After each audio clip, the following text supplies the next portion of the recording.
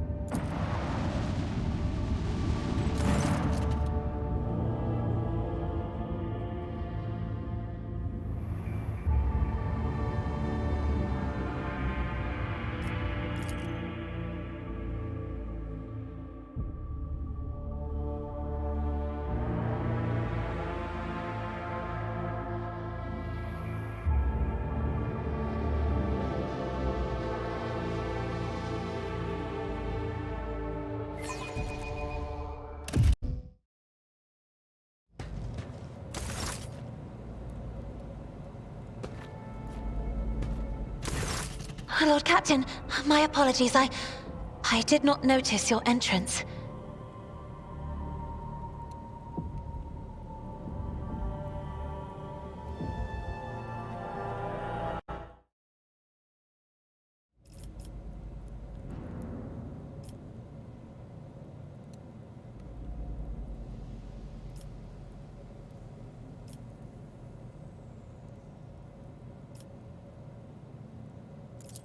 Oh, this.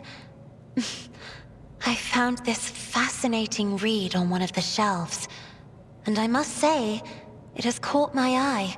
Its every chapter is written in verse. I find it so beautiful and enrapturing. Urak 5 had a vast archive of its own, of course, although most of the works within had to do with scholarly disciplines of some sort or another. Only in my sparse moments of respite was I allowed to escape into the pages of more embellished works.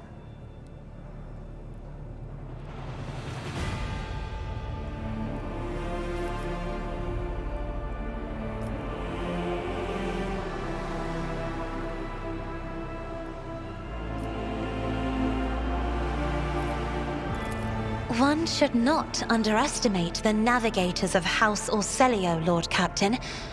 Like a shawl of pale smoke, a faint malaise hangs upon my shoulders, but it will not be the slightest hindrance to my duty to humanity, and my duty to you.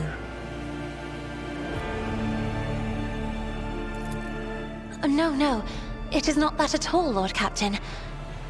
It is just that Uwe is quite capable of carrying out his duties by himself. He is well accustomed to my whims and preferences.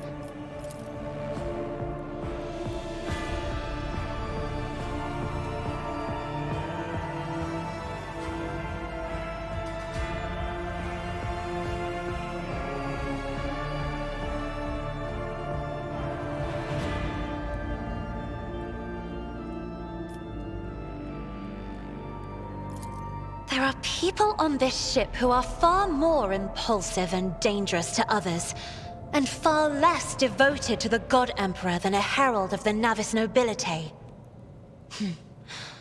But I did not need your words to see the shades of umber unease that whirl around your subjects whenever I am near. Were I not acquainted with such a reaction, I could have found their behavior in your question just now insulting.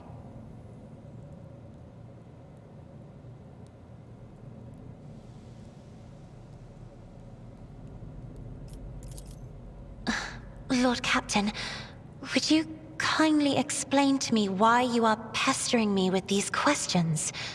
Inquiring about my mood and my needs, showing an interest in the books I am enjoying? You are behaving as if you possessed a shred of fellow feeling for one such as I. I beg your pardon, Lord Captain. That was no way for a navigator to conduct herself.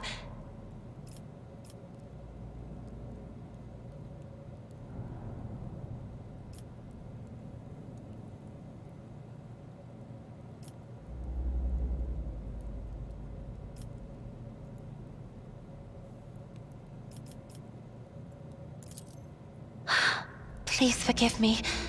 I cannot even understand myself right now.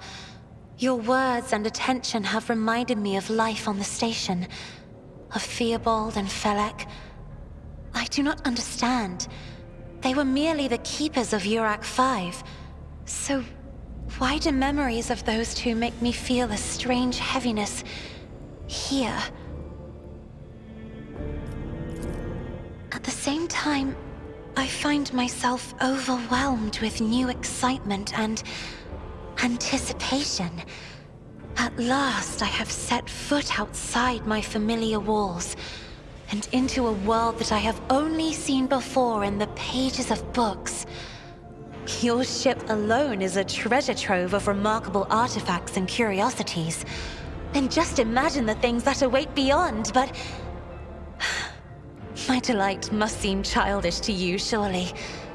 In your heart, you must be finding all this quite amusing.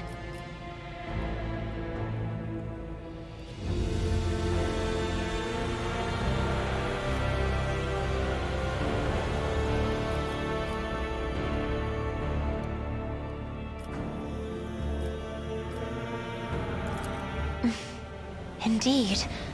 I did not know. That is to say, I could not have known, as it is the first time we are speaking in a circumstance so private. My word, when I found this place, it was so full of officers. Why did they all leave?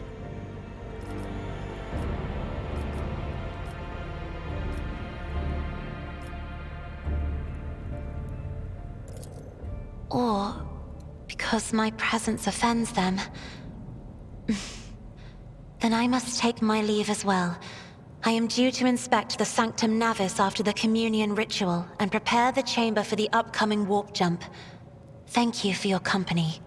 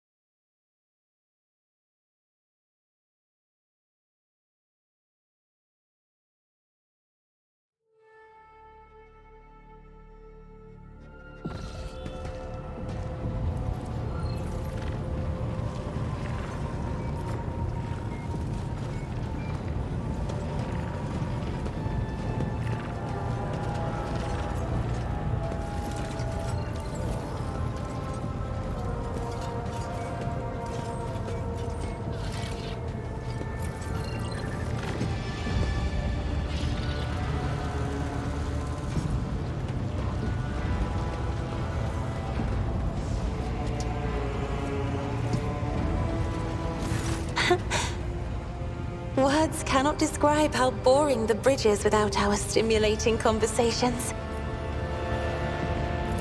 As the only voice of our family on this vessel, it is an honor. As long as your questions are courteous, I will answer every one of them. You are shrewd indeed. My ancestor charted that route while fleeing the enemies of humanity. They say the Emperor himself was his guide, because the warp expelled their vessel without a single loss. Unfortunately, the lips of those who relate this tale seep with disgusting green hubris.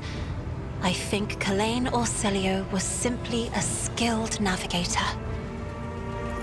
Just as a rogue trader stands at the head of a protectorate, a Novator heads a navigator house. It is the Novator who decides where to look for alliances and which path their bloodline is destined to tread.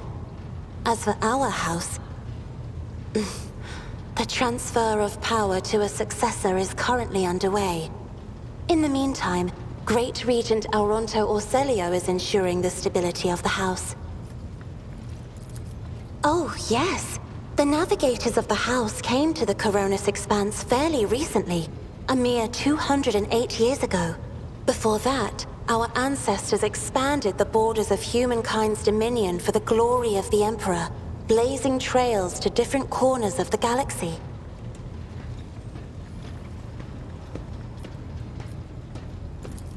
So says Regent Auronto. Nothing is decided yet.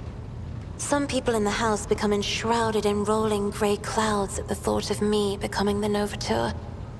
But even more are bound with dull leaden chains. They think I am not ready for such a burden.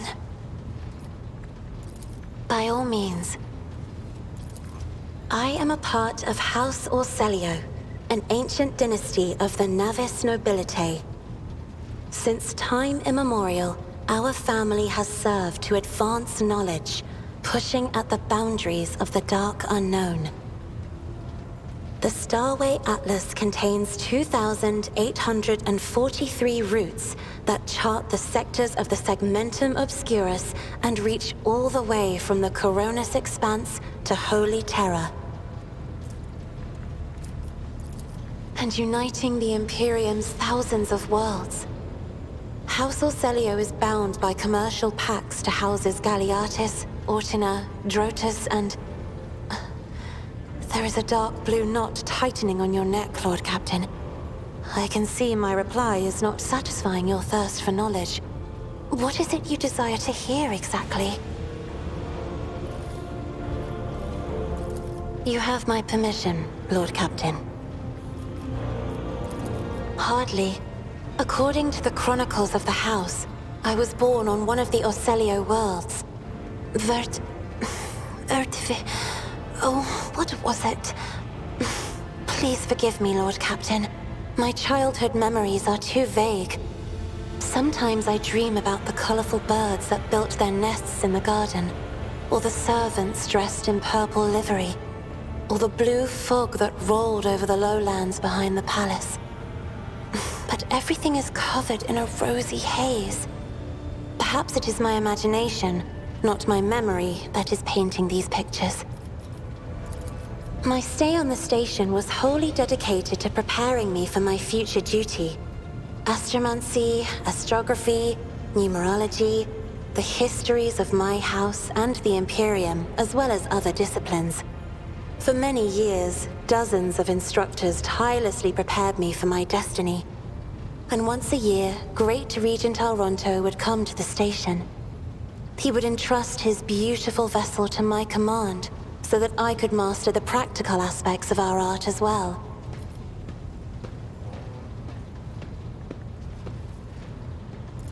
The Regent gave me a bird from a sunlit planet once.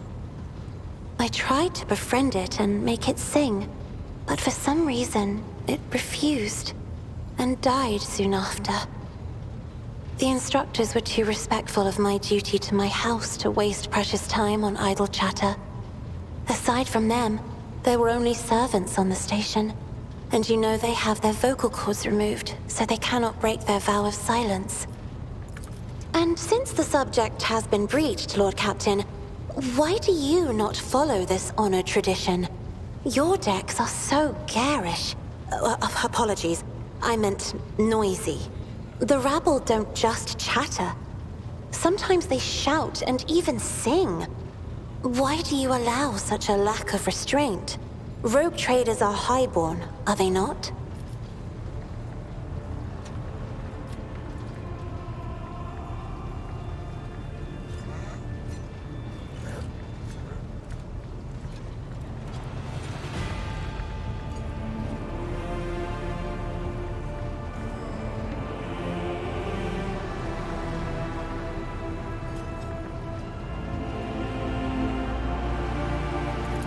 Your words sound amazingly blasphemous.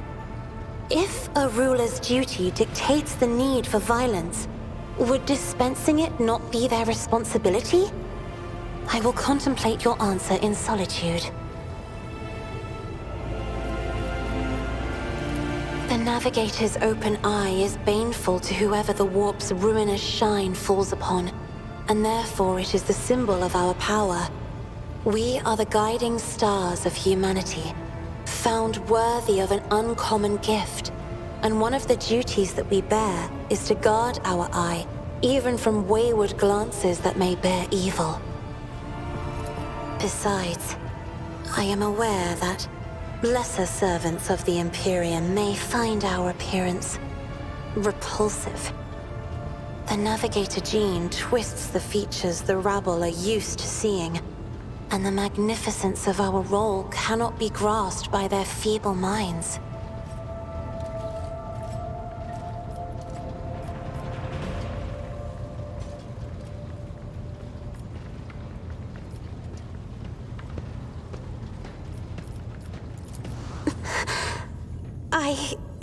You are much too kind to me, Lord Captain.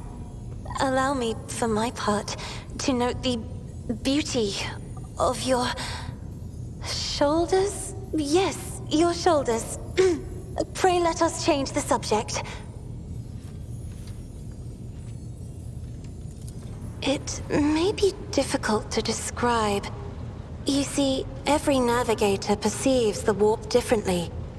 My mentor, Great Regent Alronto, always described his travels through the Immaterium as a journey through a vast wood with countless paths. And I, assisting him in the first voyages, futilely tried to follow his example. But the wood would not reveal itself to me. But everything changed when I found my own key to this mystery. You see, I've always brightened up my rare moments of leisure time by painting. You may recall there was a workshop in my chambers. As soon as I imagined the warp as a blank canvas, an indescribable feeling came over me. I moved the brush, going deeper and deeper into my own painting. Visions were hidden within the vibrant colors of my palette, and something inside me knew which should be brought out and which should be left behind. I woke up several days later, after the voyage was safely complete.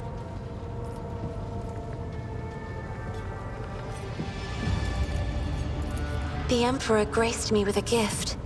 I can see inner life in addition to the mundane. You cannot know that a fruit has rotten from the inside until a blade slices it in two. I can see the rot from far away. It roils like swamp mud, oozing through the bright peel. Anger and boredom, sadness and joy.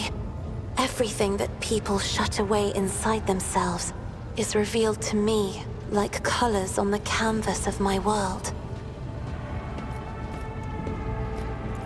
You will hear no objection from me, Lord Captain. Sister Argenta shines like a guiding star, inspiring resolve in those around her, seemingly inexplicably. However, I see a dark and ugly fog billow behind her, contrasting sharply with her shining light. It burdens the Sister of Battle. It drags her down. Yet Argenta herself is hardly aware of it.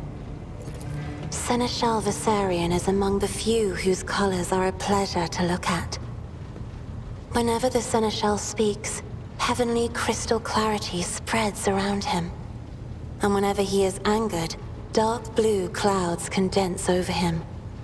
And in his rare moments of joy, a pure gleam of sunset pink caresses the souls of those near him. Out of your entire retinue, Lord Captain, he is the only one I would trust with my life. Idira's emotions are like a maelstrom, bright, unbridled, enveloping her form like a wondrous kaleidoscope of colors. And as dangerous as a twisting warp storm. The riot of colors hides the truth from my eyes. What exactly is driving this woman? Is it her own will, or is it the Immaterium, Lord Captain? I have enjoyed your company. Thank you for the conversation.